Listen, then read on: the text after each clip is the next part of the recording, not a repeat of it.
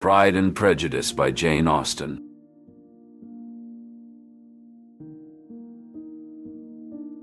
A new neighbor at Netherfield. In the early 19th century, the quaint village of Longbourn was abuzz with the arrival of Mr. Charles Bingley, a charming and affable young gentleman of considerable wealth, recently settled in the grand Netherfield Park estate. The Bennett family, with their 5 eligible daughters, was particularly stirred by this news. "Girls, girls, come quickly!" Mrs. Bennett's voice rang through the modest Bennett home one fine morning. The 5 sisters assembled in the parlor, each with a mix of curiosity and excitement. "What is it, Mama?" inquired Jane, the eldest, her calm demeanor a stark contrast to the excitement around her. "Mr. Bingley has taken up residence at Netherfield," Mrs. Bennett announced with barely contained delight, "and he is most decidedly single." Elizabeth, with her sharp wit, shared a knowing look with her sisters. "Presumably he is in search of a wife, as is the common talk." "Precisely, Lizzie. And he possesses a fortune of 4,000 or 5,000 a year," Mrs. Bennett responded. "Mr. Bennett, you must pay him a visit without delay." Mr. Bennett, who had been absorbed in his book by the window, glanced up, amusement dancing in his eyes. "To present our daughters and secure marriages?" "An excellent scheme, my dear." The sisters shared a laugh, though Mrs. Bennett's determination did not waver. "Indeed, you must go. Consider Jane. She could very well become the mistress of Netherfield." At the mention of her name, Jane's cheeks flushed with a soft pink, while Elizabeth playfully chimed in. "Yes, Papa, do think of Jane's dire predicament of possibly living amidst luxury and commanding a household of servants." Their banter was interrupted by the arrival of an invitation to a ball at the opulent assembly rooms, promising the attendance of Mr. Bingley and his party. The sisters' anticipation for the ball heightened as they prepared, each harboring their own silent aspirations for the evening. The grandeur of the assembly rooms, with its high ceilings and crystal chandeliers, set the stage for the evening's festivities. At the ball, Jane's natural beauty and poise captivated Mr. Bingley, leading to several shared dances, much to their mother's elation. Elizabeth, on the other hand, experienced a slight from Mr. Bingley's aloof companion, Mr. Darcy, who dismissed her as merely tolerable and declined to dance with her. Throughout the evening, the sisters took note of Mr. Bingley's genial disposition and his particular attention towards Jane. Elizabeth, feeling the sting of Mr. Darcy's rebuff, couldn't help but ponder the stark contrast between Mr. Bingley's congeniality and Mr. Darcy's haughty reserve. Meanwhile, the younger Bennett sisters, Lydia and Kitty, were a whirl of giggles and flirtations, eagerly engaging with the officers, while Mary, the middle sister, observed the proceedings with a critical eye, more content to ponder the deeper meanings of the social interactions than to partake in them. As the ball concluded, the Bennett family returned to their home, their minds brimming with the evening's occurrences. Mrs. Bennett was already envisioning nuptials. Jane remained demure about the attention she garnered, and Elizabeth, ever observant, contemplated the implications of Mr. Bingley's and Mr. Darcy's arrivals in their lives. The night's events left an indelible mark on the Bennett sisters, each affected in her own unique way by the promise and perils of new acquaintances and potential romances. Jane's blooming affection. The Meryton Ball was a lively event, filled with the sounds of merriment and the sight of couples dancing. Among them, Jane Bennet and Mr. Bingley shared a dance that seemed to encapsulate the evening's joy. Mr. Bingley, with a hopeful smile, requested the pleasure of a dance, to which Jane agreed with a delighted sparkle in her eye. As they moved together in rhythm, it was as if they were the only two present, their connection apparent to all who observed. Mr. Bingley's sister, Caroline, watched with a critical eye, but her comments went unheard over the music and laughter. The evening progressed, and the dancers continued their revelry. Jane, feeling a sense of contentment, enjoyed the festivities, her thoughts on the pleasant company and the enjoyable evening. The ball concluded with guests departing in high spirits, carrying with them the memories of a delightful night. Jane, too, retired for the evening, her mind at ease and her heart light, reflecting on the pleasant interactions of the night. Elizabeth's Pride and Prejudice. The ballroom at Meryton was filled with the sound of music and the soft shuffling of dancing feet. Elizabeth Bennet observed the room with a discerning eye. As the evening progressed, Elizabeth found herself inadvertently listening to a conversation that confirmed her previous observations. The night concluded with Elizabeth feeling certain of her assessments, though she reminded herself of the folly of hasty judgments. The events of the ball solidified her impressions, leaving her to ponder the characters of those she had interacted with.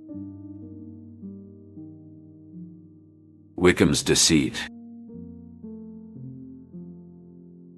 In the Philips' parlor, Elizabeth Bennet conversed with Mr. Wickham.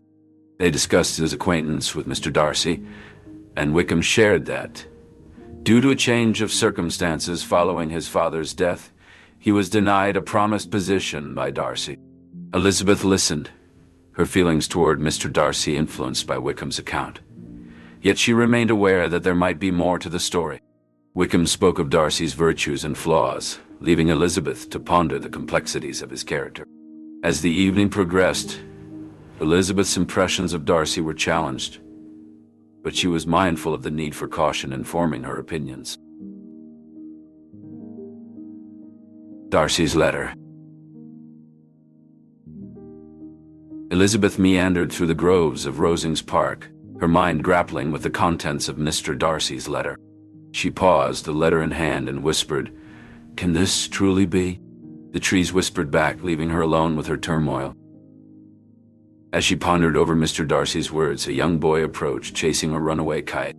"Miss, have you seen a blue kite?" he asked breathlessly. Elizabeth pointed towards the elm trees, and as the boy thanked her and ran off, she found herself smiling despite her heavy heart. This brief encounter reminded her of simpler times, of her own brother's playful antics. Returning to the letter, Elizabeth reflected on her initial anger towards Mr. Darcy. She recalled her father's words about first impressions and realized she had been too hasty in her judgment. A memory surfaced of her sister Mary, who once misjudged a suitor's intentions, only to discover his true character later. Elizabeth felt a kinship with Mary's experience, understanding now the ease with which one could be led astray by prejudice. She resolved to keep the letter's contents to herself, as Mr. Darcy had requested. Folding the letter, Elizabeth felt the weight of her previous misconceptions lift slightly. She knew her path forward would be fraught with introspection and change. As she walked on, the truth about Mr. Darcy and Mr. Wickham settled in her heart, altering her perspective forever. The truth, once unveiled, was irrevocable. Scandal in the Bennett family. The morning sun had barely risen over the Bennett household when an urgent knocking echoed through the halls. Jane, with a letter in hand, rushed to Elizabeth's room, her face pale as parchment. "Elizabeth, you must read this at once," Jane implored, thrusting the letter into her sister's hands. Elizabeth's eyes scanned the words quickly, her heart sinking with each line. "It's Lydia," Elizabeth gasped. "She has run away with Mr. Wickham." The news sent waves of panic through the family. Mrs. Bennet took to her bed, wailing about the disgrace that would surely ruin them all. Days passed with no word from their father, and the weight of uncertainty hung heavily upon the household. It was during this time of distress that an unexpected visitor arrived. Mr. Darcy. Elizabeth met him in the drawing room, her eyes wary. "Mr. Darcy," she began, "this is not a good time." "I'm aware of the situation with your sister," he interrupted. "I've come to offer my assistance." Elizabeth, surprised by his offer, could only nod in acknowledgement. Through a series of discreet inquiries and generous financial arrangements, Mr. Darcy managed to secure Lydia's return and the Bennett family's reputation. When Elizabeth learned of Mr. Darcy's involvement, her heart swelled with gratitude, and she saw him not as the proud man she once despised, but as a true gentleman, honorable and kind. As the Bennett family slowly recovered from the scandal, Elizabeth's regard for Mr. Darcy grew, recognizing the depth of his character and the sincerity of his actions. The ordeal that once threatened to tear them apart had instead brought them closer, opening the door to a future filled with new possibilities. Realizations and reconciliations. In the chapter Realizations and Reconciliations, Elizabeth Bennet's perception of Mr. Darcy undergoes a profound transformation. She acknowledges the depth of his character after discovering his covert endeavors to aid her family. While strolling in her aunt's garden, Elizabeth contemplates Mr. Darcy's benevolent acts. Overwhelmed by his generosity, she is approached by Mr. Darcy himself. "Miss Bennet," he says, his tone reflecting his unease. "Mr. Darcy," Elizabeth responds, her emotions evident. "I must thank you for your kindness to my sister." Mr. Darcy looks at her earnestly. "Miss Bennet, my regard for you remains unchanged. I admire and love you despite everything." Elizabeth, touched by his sincerity, acknowledges the nobility and compassion he has shown. She recognizes her previous misconceptions about him. In a moment of shared silence, they walk, the previous strain between them dissipating.